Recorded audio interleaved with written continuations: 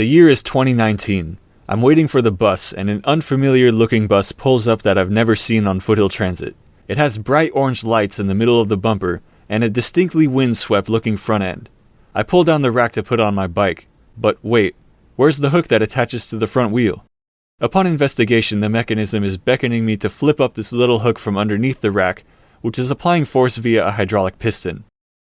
They really expect my bike to stay on like this? The hook barely grips halfway up the wheel. Okay, I guess that's what we're doing. I get on the bus and pay my fare, and take a seat in these rather stiff, upright, vinyl-covered chairs, which seem to be missing the recline function. Man, what happened to the seats that I knew and loved? What happened to the bike racks that I knew and loved? These new buses freaking suck! And that's the story of how Foothill Transit ruined El Dorados for me. But hold on a second. These are optional features for a bus. They're not exclusive to El Dorado. Let's rewind a bit further in history to get an idea of what's going on here. It's the 1980s. The LARTD is deemed to be providing a mediocre level of service to the San Gabriel Valley. LA County Supervisor Pete Shabaram is not having this, and makes moves to secede from the RTD and make their own transit agency. I'm out. Starting fresh. So what you gonna call that bullshit? Foothill Transit. And by the way, this is the same guy that the Shabaram Skyline Trail is named after.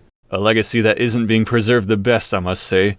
What does this have to do with Foothill Transit seats? It shows that since the beginning, Foothill set out to be better than LA Metro, with a commitment to quality that is not only reflected in their superior seats, but decisions like never having ad wraps on the outside of their buses. We believed at the time that advertising simply was a form of graffiti and promulgated additional graffiti by the graffiti artist. Let's get into how to identify the buses of Foothill Transit. But first we must discuss the recent trend of North American transit bus manufacturers going out of business. Here are the big players as far as I'm concerned. Orion went out of business about a decade ago. Around the same time, NABI was bought out by New Flyer. Electric bus manufacturer Proterra recently went bankrupt because I guess their buses kept catching on fire. And last year, El Dorado National of California shut down their plant in Riverside County and switched to making barbecue sauce. Or something like that. Actually, plot twist, it looks like ENC got bought by some other company that nobody's ever heard of, so we might be seeing them around longer. This leaves only New Flyer, Novabus, owned by Volvo, and #Gillig.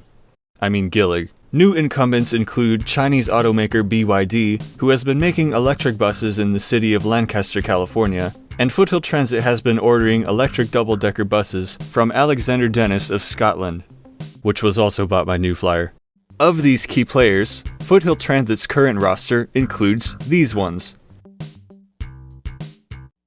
Foothill's NABIs are the bread and butter of the system. Since there's so many of them, you can see them on pretty much every route.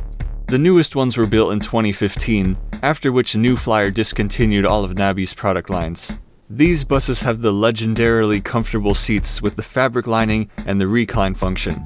Most of them are in this blue pattern, but the older ones have this neat gray one with the music note design. The buses have also been retrofitted with luggage racks, and are equipped with Sportsworks 2-slot bike racks, the ones with the hook that go over the wheel. As much as I do adore the NABIs and their amazing seats, some of these buses do show their age, like sometimes they'll make weird engine sounds. And the bike racks are occasionally in a state of disrepair, where one side of the hinge bracket might be cracked, causing your bike to lean excessively forward, which makes me feel uncomfortable. It means I'm not comfortable. The NABIs are most easily recognizable by the giant NABI logo molded into the front panel that you can see right when you walk in the door. We'll be using these as the baseline to compare all the other buses to. With NABI being bought by New Flyer, the next logical move would be to buy some New Flyers, which is what Foothill did in 2016.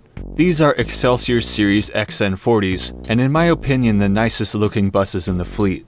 They feature the same seats as the NABIs, but in this black sprinkle pattern, but they have these sideways seats over the back wheel wells, which I'm not really a fan of. These two have luggage racks, and are equipped with the 3-slot Sportworks bike racks. These are recognizable by the New Flyer logo right next to the door, that is if it hasn't fallen off, and Excelsiors have this characteristic notched rear window. In 2017, Foothill got their second wave of Proterra electric buses, the first being the shorter 35-foot ones in 2010, which were used on Route 291 and would charge mid-route at Pomona Transit Center with the overhead fast charging system. Those were unfortunately retired early due to mechanical issues and inability to get replacement parts, to the benefit of 291 passengers traveling through Pomona, who no longer have to wait for the bus to charge mid-route.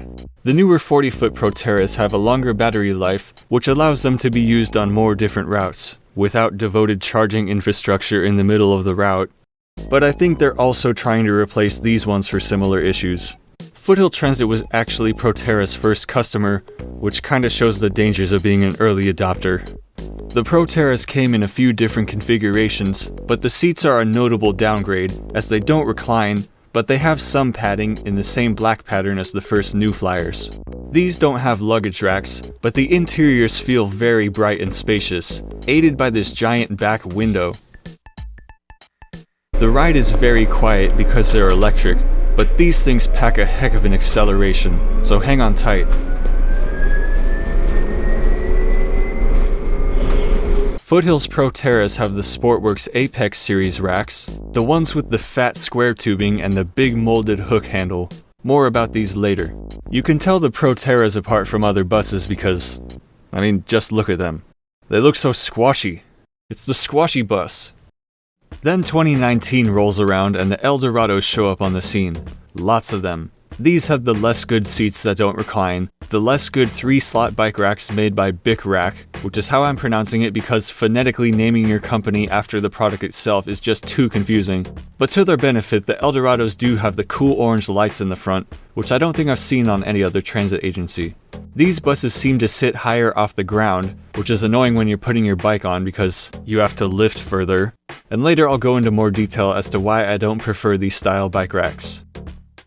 From here going forward, none of Foothill Transit's buses will get overhead luggage racks, probably because almost nobody uses them. And one unusual feature of the ENCs is they make this loud knocking sound that sounds like a giant clock tick.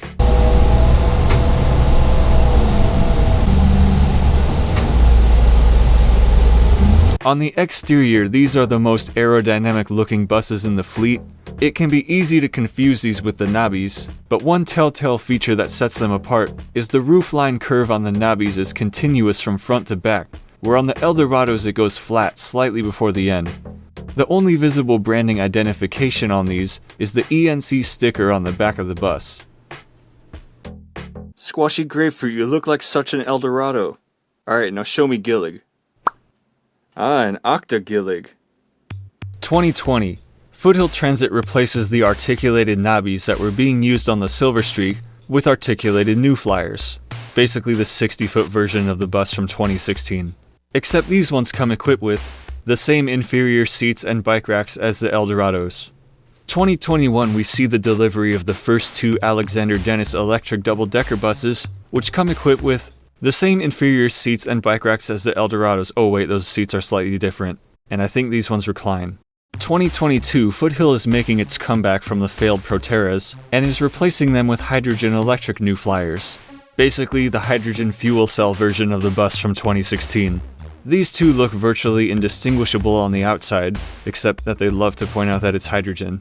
But these ones come equipped with the same inferior seats and bike racks as the Dorados, but they are considerably quieter.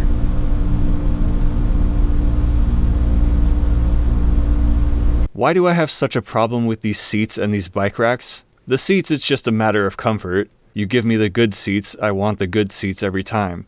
The bike racks, it's more of a safety concern, and really more of a tall person problem. You see, my bikes tend to be very tall and top heavy because I'm a tall person.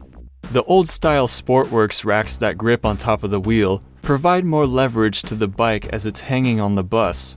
The new style ones made by Bic Rack only grip halfway up the wheel, which means less leverage, as I notice my bike swaying way more excessively with these ones.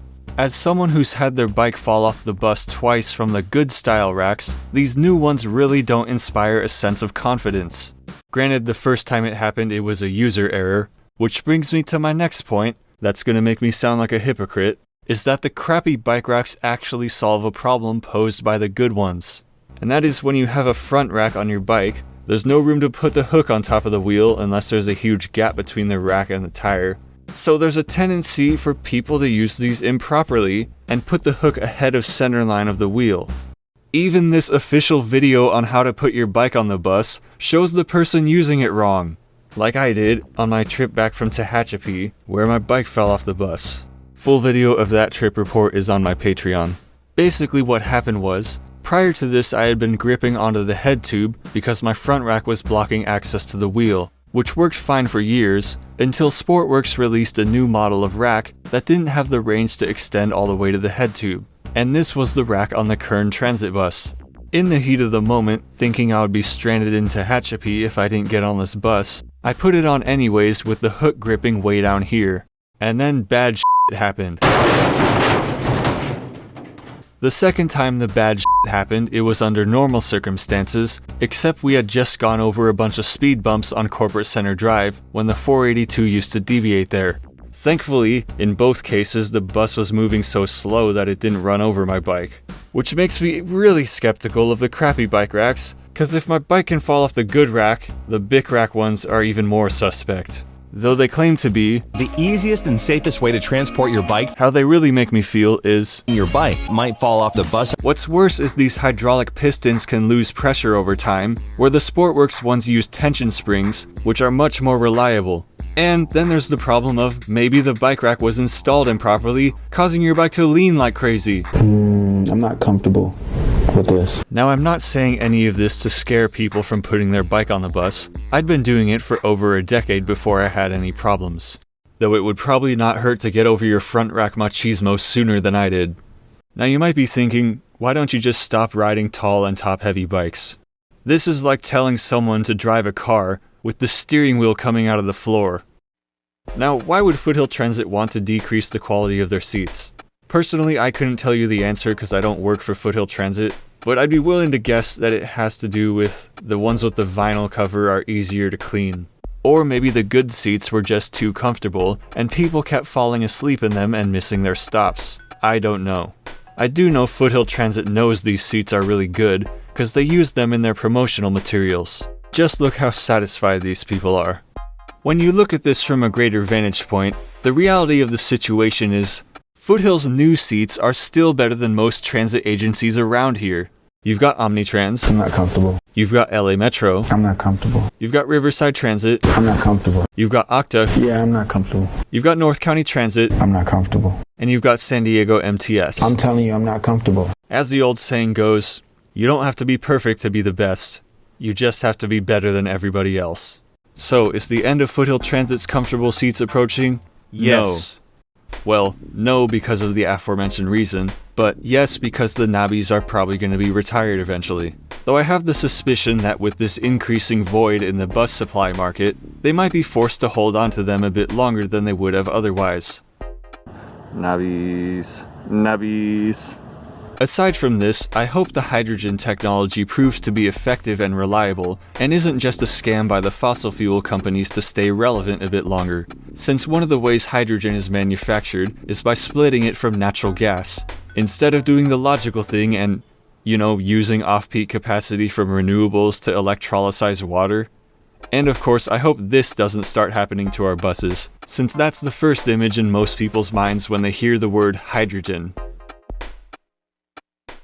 What does this stuff even taste like?